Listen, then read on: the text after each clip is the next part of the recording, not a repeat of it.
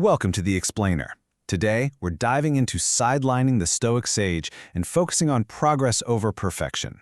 You know, if you've ever dipped your toes into ancient philosophy, it can honestly feel a bit overwhelming at times. But today, we're going to discover exactly why letting go of impossible philosophical ideals is actually the secret to making real, measurable progress in your daily life. We are officially sidelining the ancient ideal to make way for modern, messy, but beautiful human growth.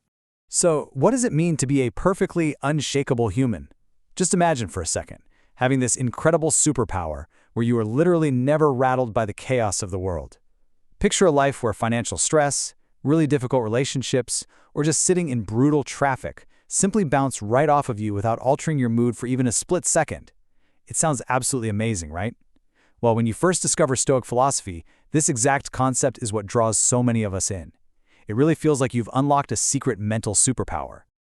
And that superpower actually has a name. It's called the Stoic Sage. By definition, this is the perfectly wise person who possesses every single virtue, prudence, justice, courage, and temperance, and absolutely never makes a bad judgment. According to the classical texts, this legendary figure's every action is perfectly right. They never lose their temper, they never make a mistake, and they exist in this perpetual state of flawless emotional regulation. We're talking about the ultimate unshakable ideal. The ancient texts claim this sage effortlessly endures shipwrecks and exile, or remains perfectly happy while being physically tortured on a rack. They have flawless wisdom and are completely unshakable. And because of this, well-meaning practitioners look at this mythical figure and think, yes, that is exactly what I need to become. So what do?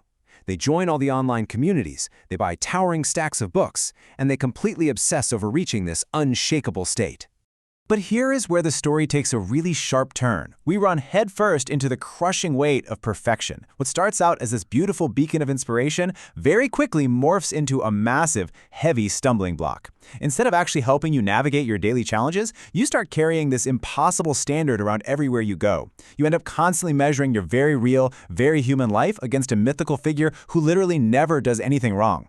And the doctrine doesn't pull any punches either. It presents this harsh binary. Perfectly virtuous, which is the sage, versus completely vicious, which is the fool. According to strict ancient theory, there is absolutely no middle ground here. If you aren't perfectly wise 100% of the time, the theory essentially lumps you right in with the fools. Could you imagine trying to live your daily life under the microscope of that kind of unforgiving standard? The toll of this obsessive perfectionism is just immense.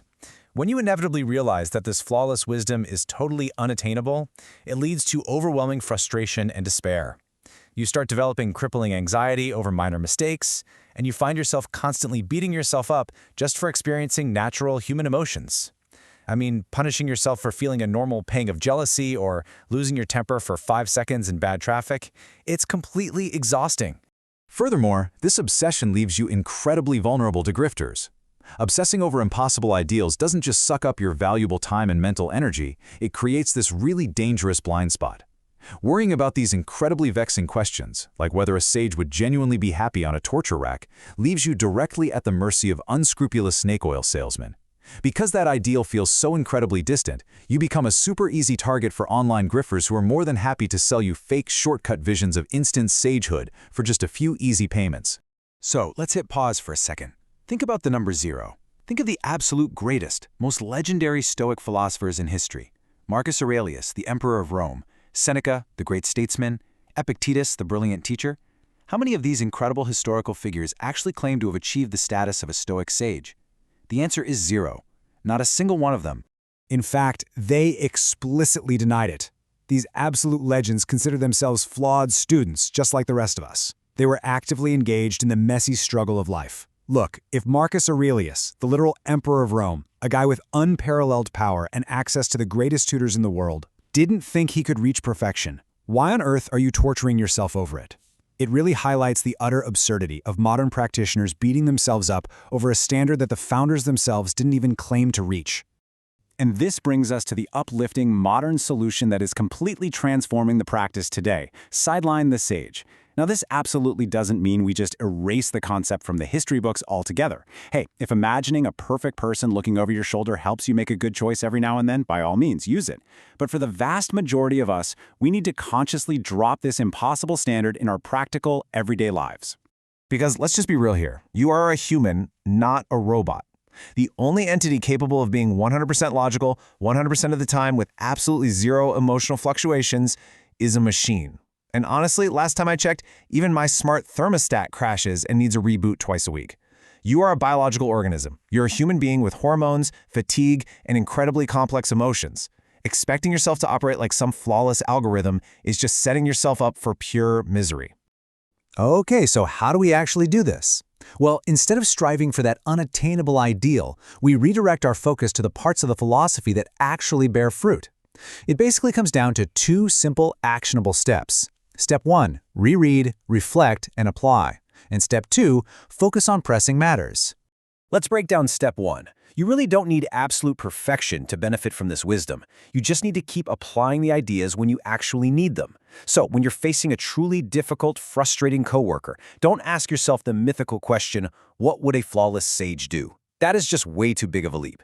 Instead, try asking a highly practical, incremental question. How can I be just 1% more patient today than I was yesterday? That right there is how real, lasting growth actually happens.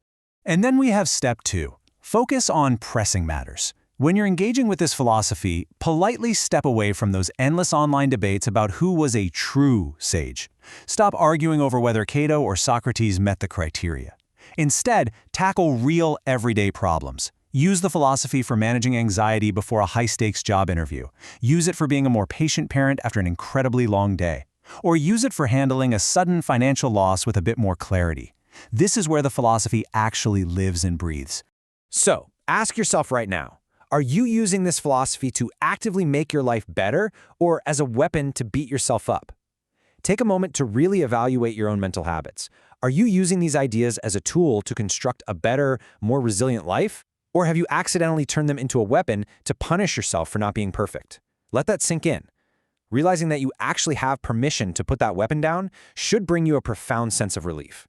Ultimately, this philosophy was fundamentally designed to be medicine for the soul, not a measuring stick for your failures. It is a healing balm for the difficulties of existence. Never forget that the ancient philosophers were deeply flawed humans. They were wrestling with their tempers, their deep-seated fears, and their exhausting daily lives, exactly like we are today. They definitely didn't have it all figured out perfectly, and the really beautiful truth is, you don't have to either.